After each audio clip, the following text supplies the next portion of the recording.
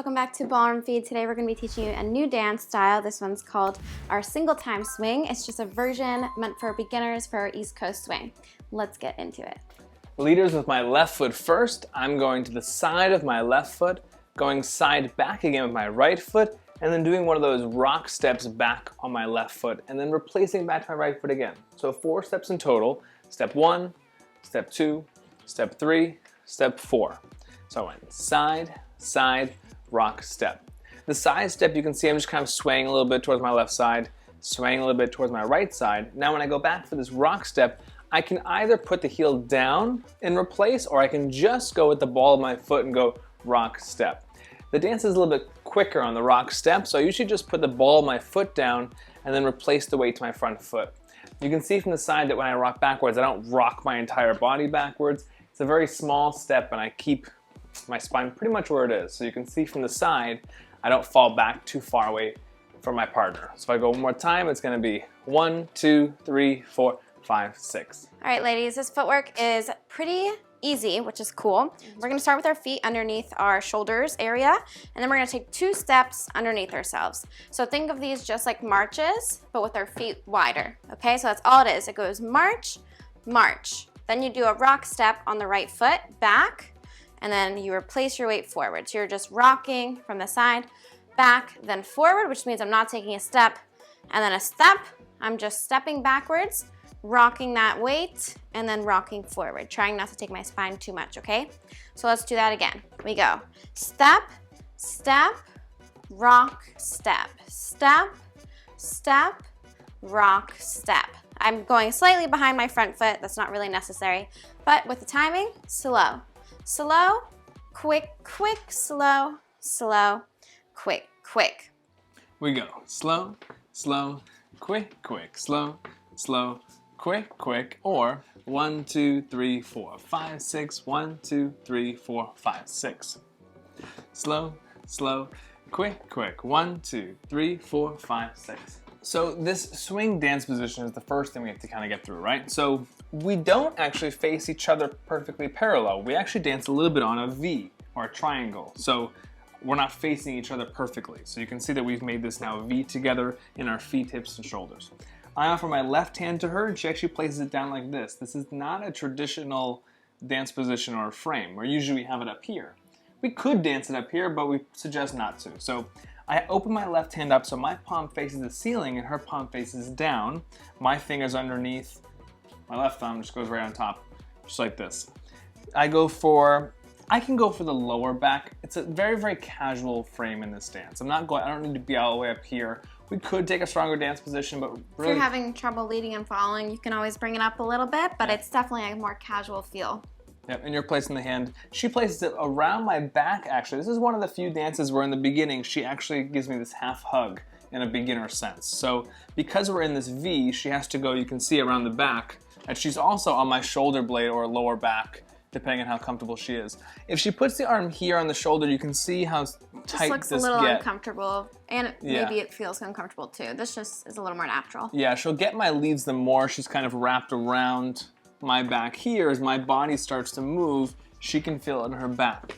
The most important thing is that I lead and she follows with this side, not our free hands here. So it's not this lower hand that pushes and pulls in different directions, because you can obviously see how funny that looks. When we practice this, we don't even want to use this hand. I want to get used to moving myself in each direction and rocking back. The rock step is very small away from one another. We don't have to do too much work. You can see if we rock back big from each other and like maybe put this heel down, which you can do, but we get a little far away and the dance kind of looks goofy again. We want it to look easy, look comfortable, and look small, right? We could do the dance. We could practice this just with this hand hold. I would suggest trying it here first to get the steps together, and then once you've done that, then do the real holds for sure. Okay, so we can rotate this to our left and our right. The more comfortable one at the beginning is to our left, because I can kind of get myself out of the way. So what I mean by this is we can dance this basic 1, 2, and I can start to turn my body and curve this dance to my left because I'm rotating my own body and I'm attached to her. I don't need to bring her in front of me and do this big kind of cutoff thing or do anything crazy. my step stays small and my body continues to rotate to the left. How do you feel in your feet here? For me, it's really comfortable. All I'm doing, I'm not forcing the rotation by any means as a follower. So our job is to keep our own rhythm and our feet working and keeping the time.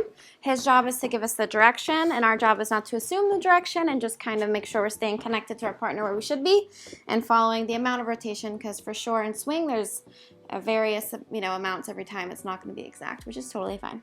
Starting this dance, we always start moving into the side step first because my arm's around her back. She feels me start to move into the side step instead of kind of like pushing away, and starting on a rock step on the quick is kind of difficult. So away from that, if we can also rotate to the right.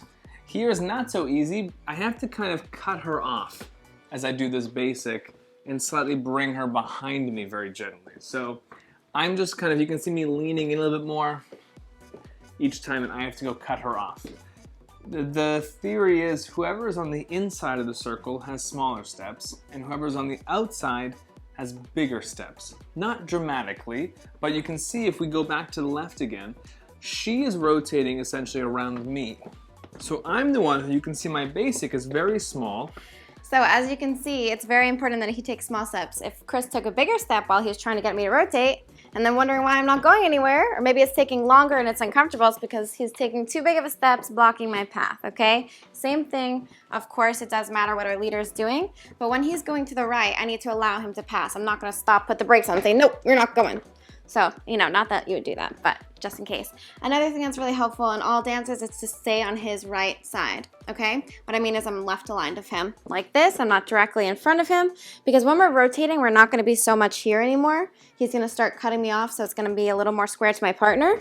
So I just wanna make sure that I'm staying more on his right side. That allows him to pass, and it makes it really comfortable to follow. Yeah, in this V formation, you wanna feel like you're a little bit behind him. So you can do this basic, you can rotate both directions anytime you want. Either you bring her in front and let her cut you off, or you're the one who's going to cut her off. But this basic is very casual, small steps. If you want to practice it in two hands first, and just get the same rhythm, slow, slow, quick, quick together, you have a good enough basic that we can add some patterns onto this.